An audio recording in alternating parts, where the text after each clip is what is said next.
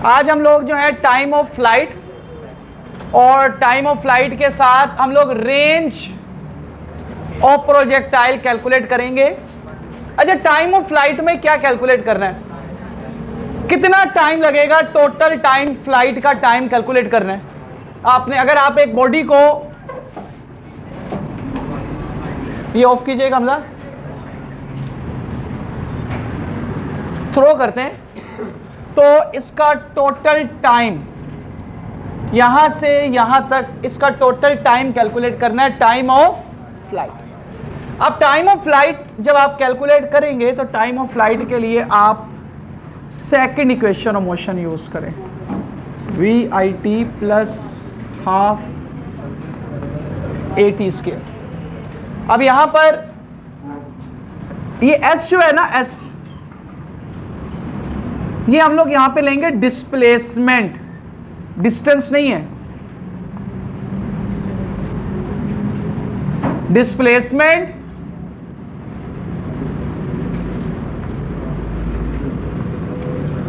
Along Y axis. अब देखो body Y axis में अपवर्ड मूव करके गई और जितना अपवर्ड मूव किया उतना ही बॉडी वापस डाउनवर्ड आ गई। वाई एक्सिस में इनिशियली बॉडी यहां पर थी तो फाइनल भी वहीं पर ही मौजूद है, वाई एक्सिस में जितना ऊपर गई उतना ही नीचे। डिस्प्लेसमेंट कितना कवर किया, जीरो। डिस्प्लेसमेंट कितना कवर हुआ, जीरो। हाँ, डिस्टेंस कवर हुआ है पाई आर। डिस्टेंस कितना कवर हुआ है, पाई आर। हाफ सर्कल है ना, हाफ सर्कल का डिस्टेंस कितना होता है, पाई आर। तो डिस्प्लेसमेंट जीरो है तो एस वाई हमारे पास जीरो हो गया। इनिशियल वेलोसिटी भी वाई एक्सिस की ही आएगी, तो यहां पर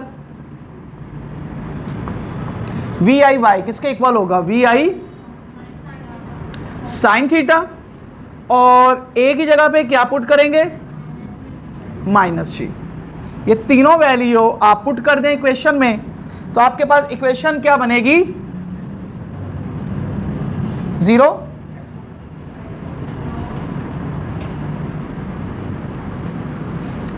वी आई साइन थीटा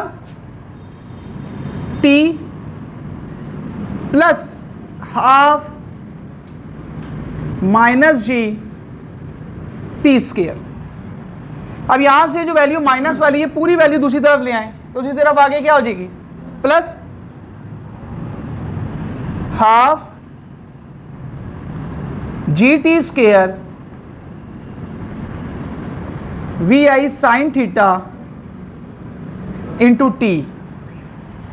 यहां पर ये जो t है टी स्क्वायर से कैंसिल हो गया, 2 इधर डिवाइड हो रहा है, दूसरी तरफ आगे क्या होगा, और g मल्टीप्लाई हो रहा है, g क्या होगा, तो क्या वैल्यू बनेगी, t is equal to 2vi sine theta over g। तो ये हमारे पास टाइम ऑफ फ्लाइट का फार्मूला आ गया। अब आपने जब भी कैलकुलेट करना हो time of flight in oblique motion तो आप इस फार्मूला को यूज करेंगे, 2vi साइन थीटा ओवर जी। अब बच्चे का सवाल है जी वो वाई एक्सिस वाला एक्सप्लेन कर दें। ये देखें, अब ये एक्स एक्सिस, ये वाई एक्सिस। वाई एक्सिस में ये ओरिजिन 1 2 3 एंड ऊपर इस तरह 1 2 3 4, सही है। अब बॉडी अभी यहां पर है, मैंने जब इसको थ्रो किया बॉडी ऊपर गई फिर नीचे आ गई, यहां पे आ गई। अब वाई एक्सिस में बॉडी का इनिशियली कहां पे मौजूद थी, बॉडी जीरो पे, ओरिजिन पे थी। अब जब वापस आई तो ये जो पॉइंट है, इस पॉइंट पे भी वाई एक्सिस की वैल्यू कितनी है, जीरो ही है, क्योंकि हमारे पास ओरिजिन ही है वाई एक्सिस के पॉइंट। तो हमारे पास इस पॉइंट पर वाई एक्सिस की वैल्यू कितनी है, जीरो। यहां पे भी कितनी थी वाई की वैल्यू, जीरो। हाँ, अपवर्ड मूव करके गई है, 1 2 3 तक गई है, फिर उतना ही वापस आ गई, लेकिन जो फाइनल पोजीशन है वहां पर y की वैल्यू कितनी है, जीरो है। तो इसलिए हम कह रहे हैं y एक्सिस के अलोंग डिस्टेंस कवर या डिस्प्लेसमेंट कवर नहीं हुआ। x एक्सिस में मूव किया इसने, कहां से कहां तक, यहां से यहां तक, ये इसकी क्या कहलाएगी, रेंज। और अब हम लोग इस रेंज को ही कैलकुलेट करने लगे हैं कि x एक्सिस में इसने कितना डिस्टेंस कवर किया, ठीक है। अब टाइम को पहले बात कर लेते हैं, टाइम को कंप्लीट करते हैं। टाइम ऑफ फ्लाइट फार्मूला आ गया, अब इस फार्मूला से जो पहली चीज है हमारे पास, जो टाइम है वो डायरेक्टली प्रोपोर्शन है इनिशियल वेलोसिटी के। अगर आप वेलोसिटी को इंक्रीज करेंगे तो टाइम ऑफ फ्लाइट भी इंक्रीज होगा, और टाइम भी डायरेक्टली प्रोपोर्शन है साइन थीटा के। साइन थीटा जब मैक्सिमम होगा तो टाइम और मैक्सिमम होगा, तो टाइम मैक्सिमम किस एंगल पे होगा?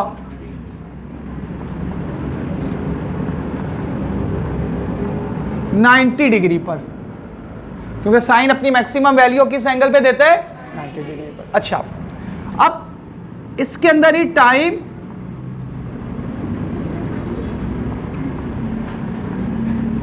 To reach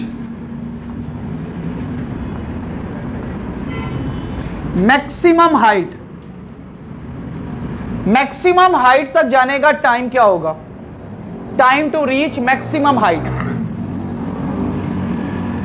T is equal to, अब देखो ये जो टोटल टाइम है यहां से यहां तक, मैं सिर्फ हाफ टाइम पूछ रहा हूं, मैक्सिमम हाइट तक का टाइम, तो इस टाइम को क्या कर दें? हाफ कर दें। तो इसका जब हाफ करेंगे, 2 से डिवाइड करेंगे, तो बाकी क्या बचेगा? V I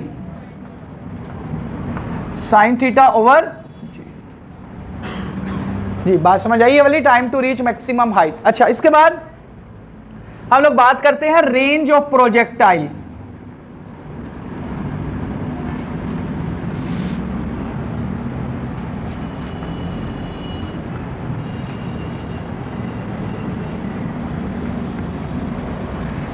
range of projectile, range मैंने आपको बता दिया, हम लोग क्या चीज कैलकुलेट करने लगे कि वो कितनी दूर जाके गिरेगा, एक्स एक्सिस में कितना डिस्टेंस कवर करेगा।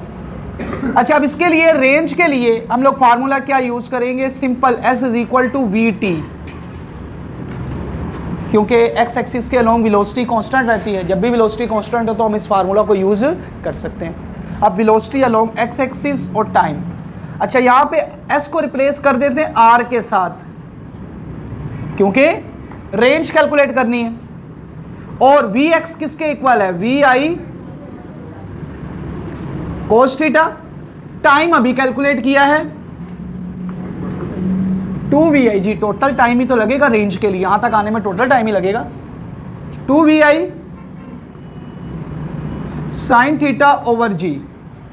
तो ये हमारे पास वैल्यू होगी, इनको सिंप्लीफाई करते हैं, आंसर आ जाएगा। तो हमारे पास vi और vi, ये रेंज किसके इक्वल आ गई? 2vi स्क्वायर, बल्कि 2 को हम लोग यहां पे ब्रैकेट के अंदर ले आते हैं, 2 sine theta cos theta over G. अच्छा, अभी जो ब्रैकेट के अंदर वैल्यू है, ये फार्मूला बन रहा है, ये फार्मूला किसका बन रहा है?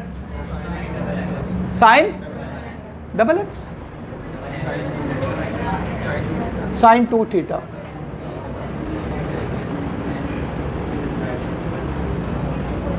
तो ये किसके इक्वल आया? 2 साइन थीटा। जिसको नहीं याद, मैथ के जो स्टूडेंट है उन्होंने तो फार्मूले को प्रूफ कर लिया होगा या भी करना होगा, लेकिन बायो वाले इसको नहीं पढ़ेंगे, तो वो इसको एज इट इज याद कर ले। साइन 2 थीटा किसके इक्वल होता है? 2 साइन थीटा। तो फिर यहां पर इस वैल्यू की जगह पे क्या लिखा जा सकता है? V I square over G sine 2 theta. ये रेंज का फार्मूला आ गया। ठीक है जी, ये फार्मूला किसका आ गया? रेंज का। अब रेंज मैक्सिमम कब होगी?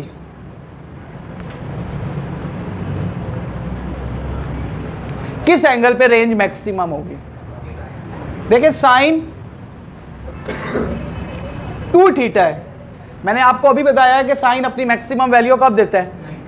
अब साइन 90 अगर हमें करना है तो यहां पर 2 पहले से मौजूद है, तो जब हमें 90 बनाने के लिए थीटा क्या पुट करना पड़ेगा? 45। जब 45 पुट करेंगे तो 2 से मल्टीप्लाई होकर कितना हो जाएगा? 90। तो इसका मतलब साइन 2 थीटा है जब ये अपनी मैक्सिमम वैल्यू देगा 1, और ये अपनी मैक्सिमम वैल्यू कब देगा? जब मैं थीटा की वैल्यू क्या पुट करूंगा? 45। क्योंकि जब 45 पुट करूंगा तो 2 से मल्टीप्लाई होकर क्या हो जाएगी वैल्यू? 90। तो पुट करके देख लेते हैं। R is equal to V I square sine 245 over G. Sine ये कितना हो जाएगा? 245, 90 और साइन 91। साइन 91, तो 1 बाकी वैल्यू क्या बची, वी आई स्क्वायर ओवर जी। तो ये रेंज मैक्सिमम का फार्मूला आ गया। रेंज मैक्सिमम हमारे पास जो है कि किसके इक्वल होगी, वी आई स्क्वायर ओवर जी। और किस एंगल पे रेंज मैक्सिमम होगी, 45 डिग्री। किस एंगल पे रेंज मैक्सिमम होगी, 45 डिग्री। अच्छा, अब अगर ये वैल्यू मैं वापस यहां पे फार्मूले में पुट कर दूं ये वैल्यू, तो देखें क्या फार्मूला क्या हो जाएगा, R is equal to R max sine 2 theta.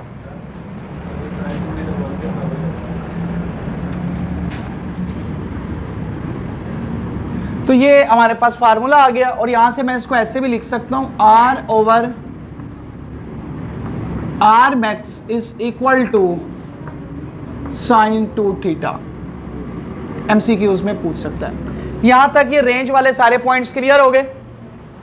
Range में कोई क्वेश्चन है, ये रेंज में ना ये प्रूफ पूछ लेता है शॉर्ट क्वेश्चन में, प्रूफ डैट। जब ये प्रूफ आएगा तो आपने फिर ये रेंज मैक्सिमम से ही चाहे आप स्टार्ट कर दें और इसको यहां तक आप इसको प्रूफ कर दें।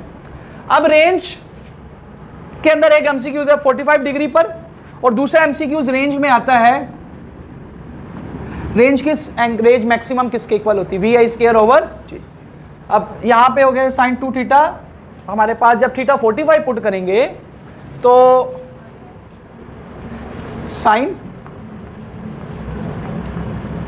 245 कितना होता है, कैलकुलेटर से साइन 90 की वैल्यू बताओ जल्दी से। अच्छा जी, इसके बाद इसके एमसीक्यूज देखें यहां तक।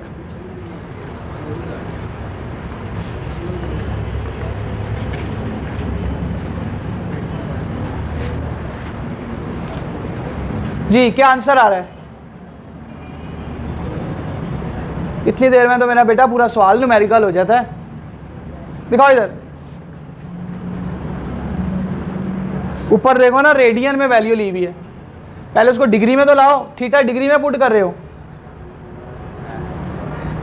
मैथ क्या, कैलकुलेटर भी तो यूज करे ना यार, इसको सही करो, रेडियन से डिग्री में आओ, फिर वैल्यू पुट करो। अच्छा, अब ये अक्सर जो है ना न्यूमेरिकल ऐसे ही गलत होते हैं, जब थीटा की कोई वैल्यू पुट कर रहे होते हैं, ऊपर रेडियन होता है, वैल्यू डिग्री वाली पुट कर रहे हैं, तो आंसर तो गलत आएगा ना। अब कितना आ रहा है, 1 आ रहा है, ये ऐसे आया 1। क्लियर होगी बात। अच्छा, अब हम लोग बात करते हैं रेंज इक्वल कब होंगी, किन एंगल्स पे रेंज इक्वल होंगी। तो कुछ उस्तादी ना करिए यहां बैठ के आज। हाँ, रेंज किन एंगल्स पे इक्वल होगी, जिन एंगल्स का सम मिलकर 90 डिग्री देगा, उन एंगल्स पे रेंज इक्वल होंगी। उन एंगल्स पे रेंज क्या होंगी, इक्वल।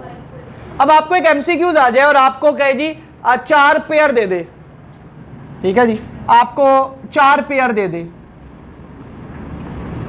20 30 40 60, चले 3 पेयर ले लेते हैं जगह, 30 60। अब इनमें से आपसे पूछे कि किस पेयर पे रेंज इक्वल है, किस पेयर पे रेंज इक्वल है। अब आपको कैसे पता लगा रेंज इस पेयर पे इक्वल है, क्योंकि इनका सम मिलके कितना है। अच्छा, रेंज इक्वल होने का मतलब यह है कि अगर आप 60 डिग्री पे थ्रो करेंगे या 30 डिग्री से थ्रो करेंगे, दोनों एक ही जगह पे आके गिरेंगे। आप 60 से थ्रो कर लें या 30 से थ्रो कर लें, आपके पास जो रेंज है वो क्या रहेगी, सेम। तो किन एंगल्स की रेंज सेम होगी, जिन एंगल्स का सम मिलके कितना देगा, 90, तो उन एंगल्स पे रेंज इक्वल आएगी, पहला पॉइंट। अच्छा, इसके बाद दिखाएं इधर,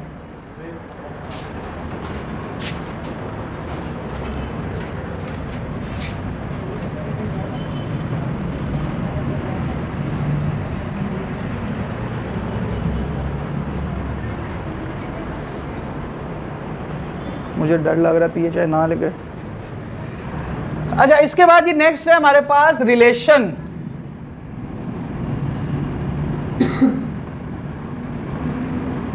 height and range. h is equal to G T square by 8। ये हाइट और टाइम का रिलेशन है, हाइट का और टाइम का। h is equal to G T square by 8। इसका प्रूफ किया हुआ है, लेकिन हमें क्योंकि अभी सिलेबस में प्रूफ नहीं है तो हम लोग डायरेक्ट इसका रिलेशन पढ़ रहे हैं। ठीक है, हम लोग हाइट और टाइम के फार्मूला को आपस में स्केयर लेके ये रिलेशन बना सकते हैं। ठीक है, ये रिलेशन आएगा, लेकिन क्योंकि सिलेबस में नहीं तो हम लोग डायरेक्ट इसको फिर रिलेशन को डिस्कस कर रहे हैं। दूसरा 4h is equal to r tan theta, ये है रेंज का और हाइट का। 4h is equal to r tan theta, ये हाइट का और रेंज का आपस में रिलेशन है। 4h is equal to r tan theta. अच्छा, अगर रेंज मैक्सिमम की बात करूं, रेंज मैक्सिमम किस एंगल पे होती है? व्हेन थीटा इज 45 डिग्री, यहां पुट करें।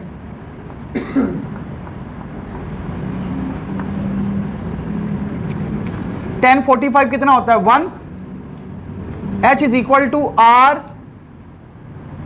मैक्स बाय 4 इधर आगे डिवाइड हो गया, और tan 45 कितना होता है? 1। खत्म हो गया, 4 डिवाइड हो गया। इसका मतलब 45 डिग्री के ऊपर अगर हम किसी बॉडी को थ्रो करेंगे तो जो हाइट है वो मैक्सिमम रेंज जो हमारे पास है उसका 4 टाइम कम होगी, या जो रेंज है वो हाइट का 4 टाइम होगी। या 4 को इधर भेजें तो जो रेंज है वो हाइट का कितने टाइम होगी? 4 टाइम। अच्छा, ये भी एमसीक्यूज है, ये सारे एमसीक्यूज हैं। ये भी, ये रिलेशन भी, ये रिलेशन भी।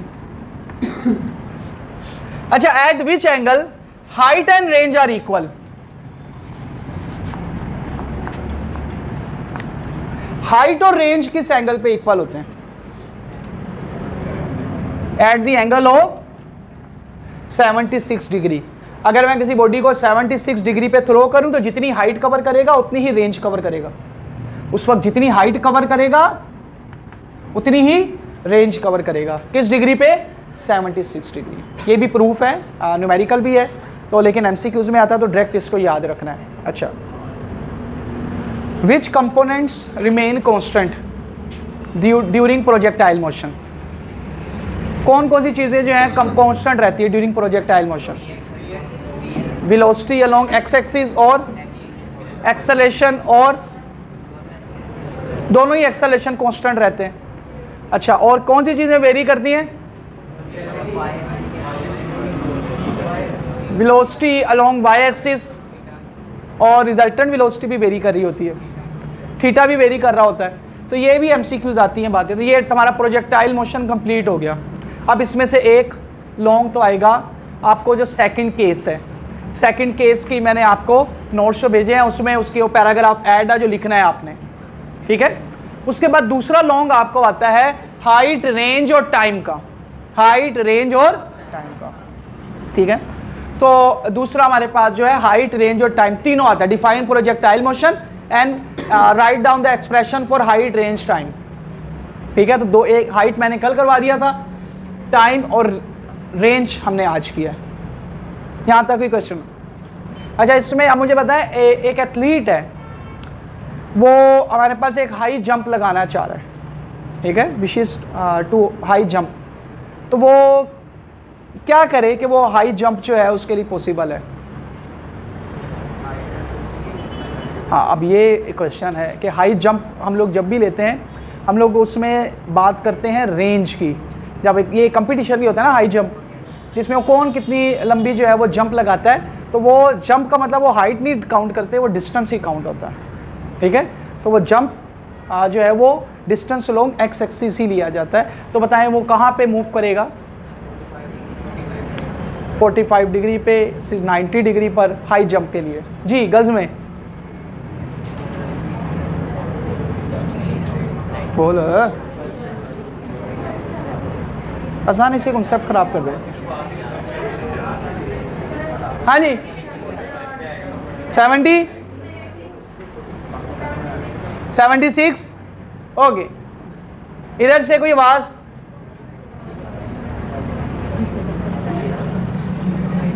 अच्छा, मैंने भी आपको एक्सप्लेनेशन भी दी कि अगर वो लॉन्ग जंप लगाना चाह रहा है तो वो हम लोग डिस्टेंस की बात करते हैं, तो वो 45 डिग्री रेंज जहाँ मैक्सिमम होगी। 45 डिग्री के ऊपर ही वो जंप लगाएगा। अब सेम यही जो है वो जिवलिन थ्रो जो है, आपने कभी इसको थ्रो करते हुए देखा है? वो जो थ्रो करता है अरशद नदीम, तो वो नीरज चोपड़ा, वो भी नहीं पता, फिर ठीक है छोड़ो इन चीज़ों को, क्या रखा है। अच्छा, वो जब वो थ्रो करते हैं तो यहाँ से अगर आप ला के उसका हाथ देखें ना ये, तो वो जो लॉन्ग थ्रो उसी वक्त पॉसिबल हो पाती है जिसमें उनका एंगल सही बनता है। कितना? 45 डिग्री। 45 डिग्री पे जब वो थ्रो करते हैं तो 45 डिग्री पे रेंज क्या होती है?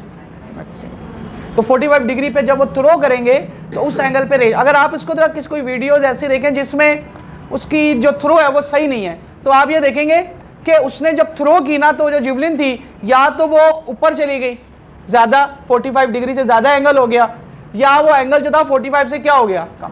अच्छा, उन्हें पता लग जाता है कि ये वाली जो है सही थ्रो ही है, इसलिए वो स्टार्ट में जब थ्रो करते हैं ना उसी टाइम ही अक्सर आपने देखा वो ऐसे खुश होना शुरू हो जाते हैं कि ये दूर जाके गिरेगी, क्योंकि जिसने फेंका उसे पता है कि ये जो मेरी थ्रो गई है ये 45 के राउंड अबाउट ही है, तो इसका मतलब ये रेंज जो है, ये डिस्टेंस जो है ये सही कवर होगा। तो वहाँ पे भी रेंज, यही चीज़ें यूज़ हो रही थी। तो डेली लाइफ के अंदर ये सारी चीज़ें यूज़ हो रही हैं, नज़र नहीं आती क्योंकि हम लोग देखना नहीं चाहते। ठीक है, तो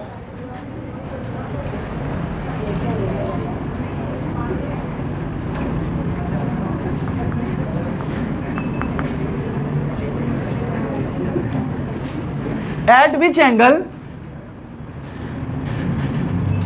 रेंज इज, देखिए, इज मैक्सिमम। उस ऑप्शन तो सुन लें।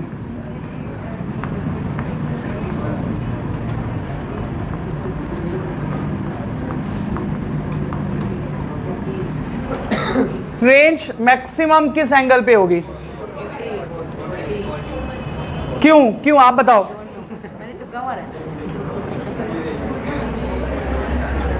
हाँ जी, किस एंगल पे रेंज मैक्सिमम होगी?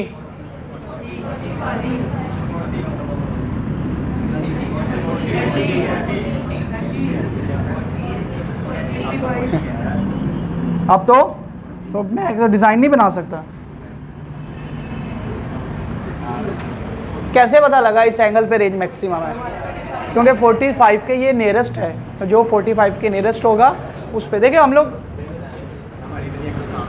हाँ बस अब काम कर। देखो आजकल ना टिकटॉक पे गाना वायरल हुआ है, कौन सा है ना, कौन सा?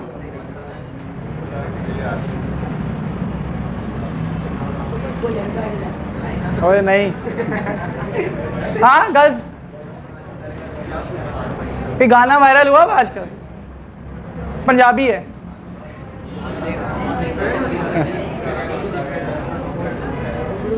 कौन सा वाला वायरल हुआ? अच्छा सुना सबने ये